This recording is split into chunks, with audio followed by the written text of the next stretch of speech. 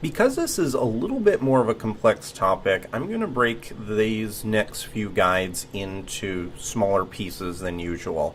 And it's because I want to really focus on exactly what we're doing, and I think if we take it a iterative step at a time, that'll make it the easiest to understand, because this is something you probably are going to be doing quite a bit, and it's not quite as intuitive to me, and it hasn't been quite as intuitive to a lot of the students that I've taught through the years. So I want to take it one small chunk at a time so that it can make sense, because you will be implementing this kind of feature quite a bit.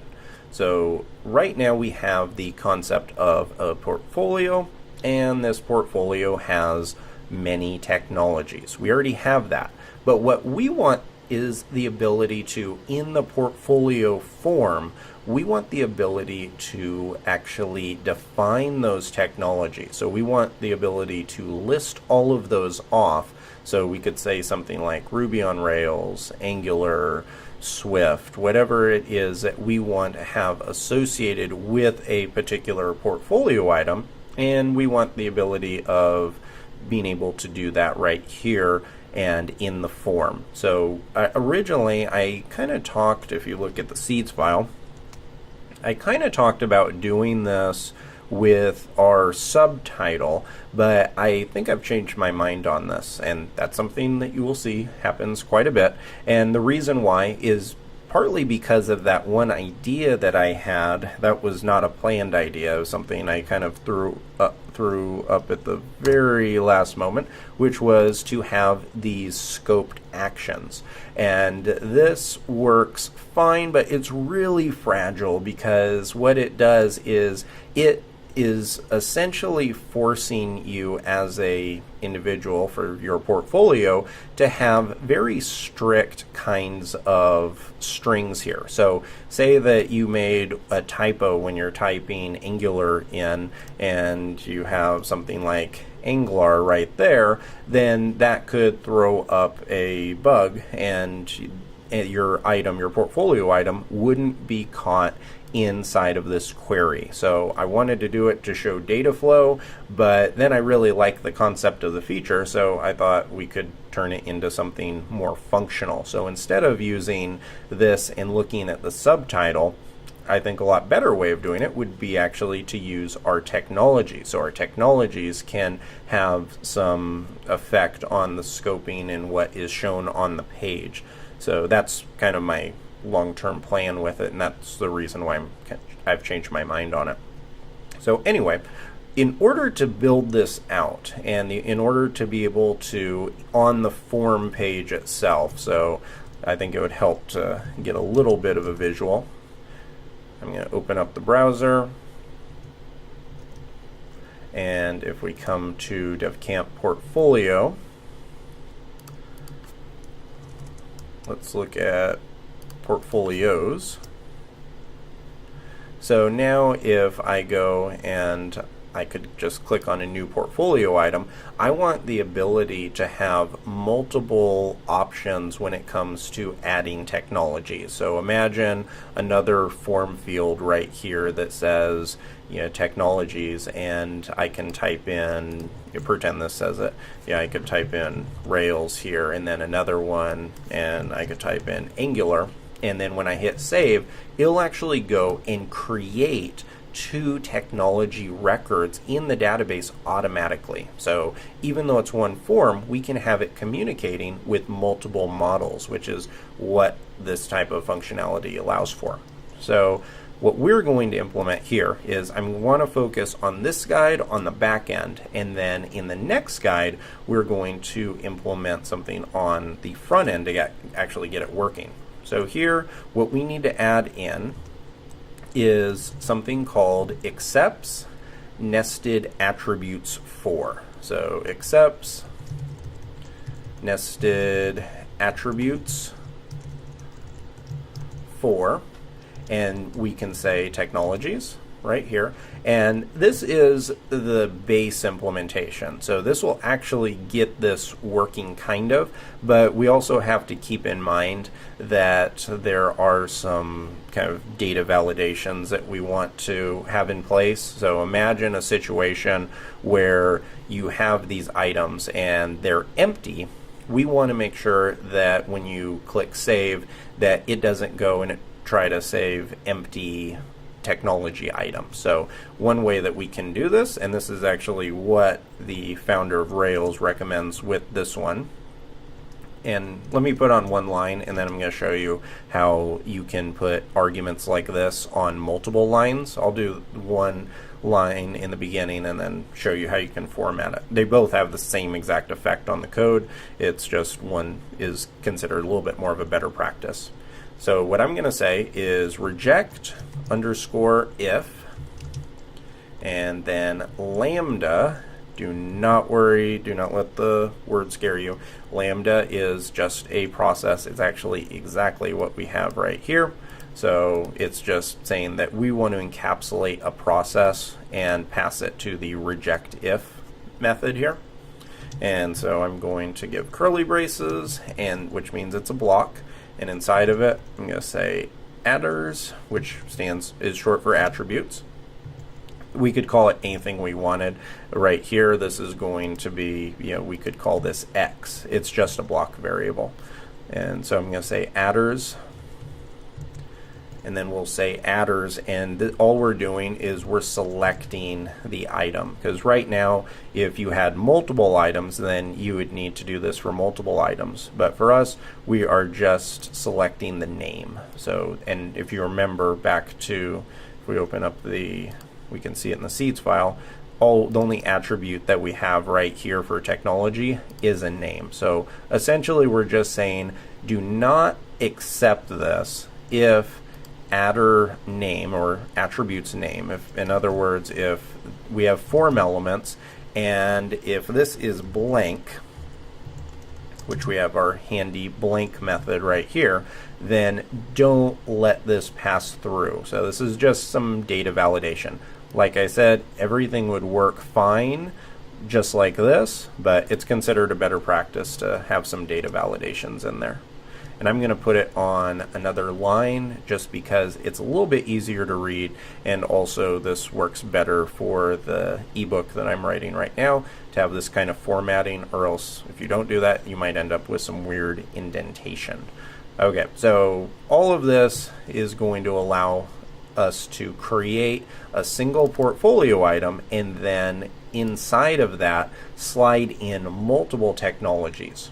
Now before we end this guide, let's actually make sure this is working, and like you may have guessed by now, we are going to jump into the terminal. So I can start the Rails terminal here, and with that up, I really want to stress the importance of following this kind of pattern. So right here, we could very easily have just moved on and tried to implement the real functionality that we're looking for. So for example, if I open up Sublime Text, I could have very easily just said, okay, I'm pretty sure this is the way it's set up. Now let's go to the controller and let's add in the items there we need, then let's go and update the form, and that would have been one way of doing it. However, I really want to stress the importance of taking small steps whenever you're developing any type of application, especially if it's a feature you've never done before.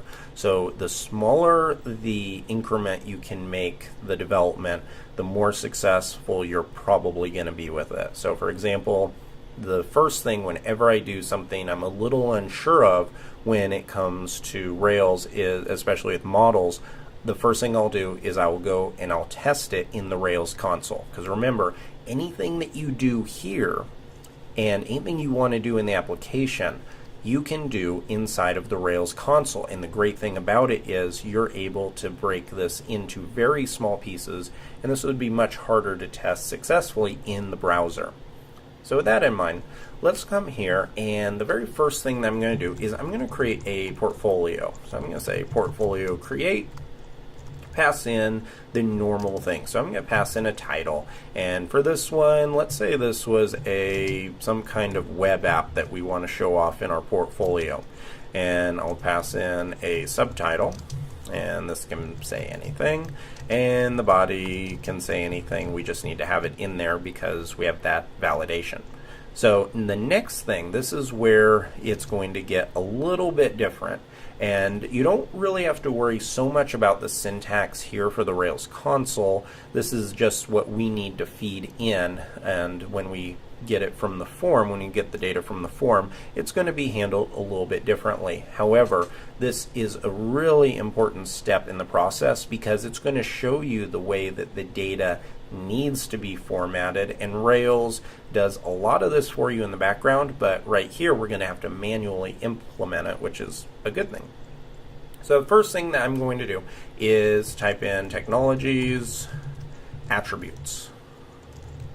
And this, if you need to remember this, you can actually reference right here.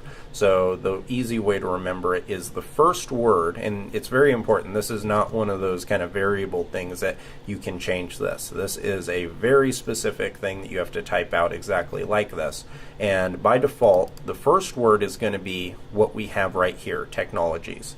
Then after that, it is attributes. So it's going to be technologies underscore attributes, and that is going to tell Rails that, hey, watch out, the next thing we're sending in are going to be a number of technology attributes. And the way we know it's going to be a number of them is that it's a nested set. So it's going to allow for a number. You could pass in a single one if you wanted to. That's perfectly fine, and there are many times where that will be the case. But for this, it has to be prepared at least to accept multiple items. So I'm going to say technologies, attributes, and then from there, I'm going to pass in an array. So this is very important. If you don't pass in the array, you will get an error message, and so this is an important thing, an important step. We're going to pass in a few items, or not array items. So in all the items we pass in have to be hashes. So this is very important, and this is what I want to spend a little bit of time looking at because this may seem kind of weird. Remember that a hash is a key value pair in Rails, or in Ruby. So this is actually a hash, title to web app. That is a key and a value. Subtitle to this, that is a key and a value, so on and so forth. And in fact, technologies attributes is a key. Notice how it's on the exact same line as all of these items.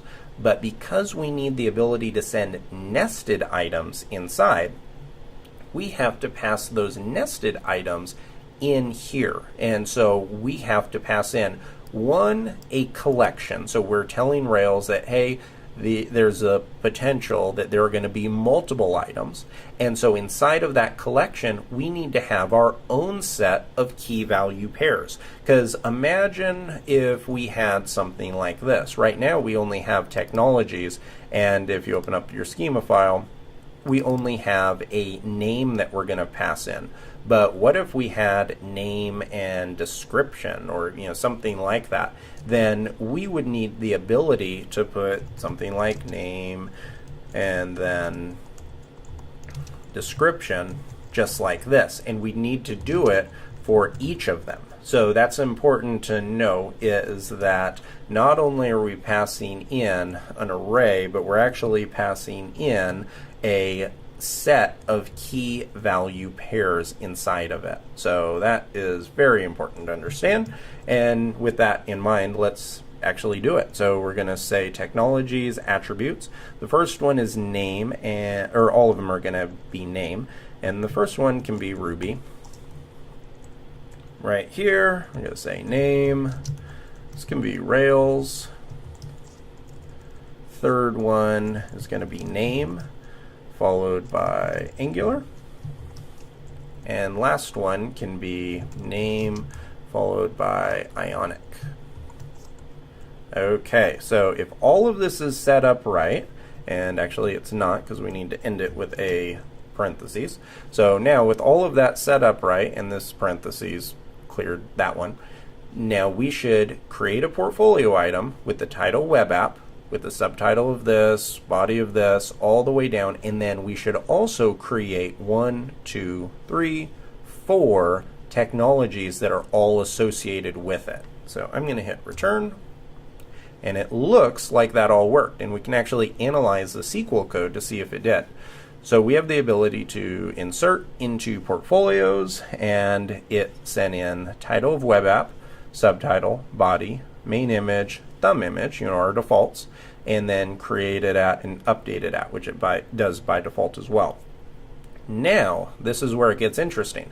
Not only do we have one insert statement, we actually have 4 right here. So this tells me that it worked. So here we have insert into technologies, where the name and portfolio ID are Ruby and then 16, and then this one, the next one, is Rails and 16, then Angular and 16, and lastly Ionic and 16. So this worked perfect, which is awesome. So now I can go portfolio.last.technologies, and I'll say count just so we don't print them all out. This should print out 4. And it does. So great job. You now know how to implement, from a data perspective, nested attributes so that you can save multiple items, a full collection of items associated with a parent model. So let's hit clear, get add, get commit, and say integrated nested attributes for portfolio model. And now I can say get push origin, and this is called data feature. And with this in place, we now are ready to wire up our view form so that it can take in multiple items.